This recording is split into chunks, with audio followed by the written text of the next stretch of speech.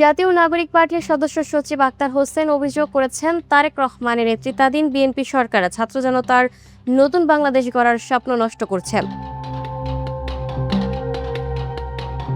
ঝিনাইদহে জুলাই জাগরণ পদযাত্রার শেষে আয়োজিত সমাবেশে তিনি এই মন্তব্য করেন।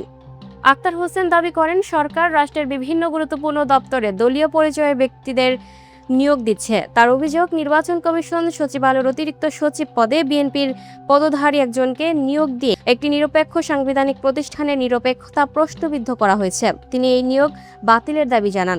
তিনি আরো বলেন, বাংলাদেশ সব ধর্ম ও সম্প্রদায়ের মানুষের দেশ, কোনো ধরনের বৈষম্য জনগণ মেনে নেবে না। একই সঙ্গে বিএনপিকে সতর্ক থাকার আহ্বান জানিয়ে তিনি বলেন, জনগণ অতীতে ফ্যাসিবাদী শাসনের বিরুদ্ধে অবস্থান নিয়েছে এবং ভবিষ্যতেও গণতন্ত্র ও সমতার প্রশ্নে আপোষ করবে না। সূত্র এনসিপির ঝিনাইদহ সমাবেশে দেওয়া বক্তব্য। Lucky Akter, up to date news, Dhaka.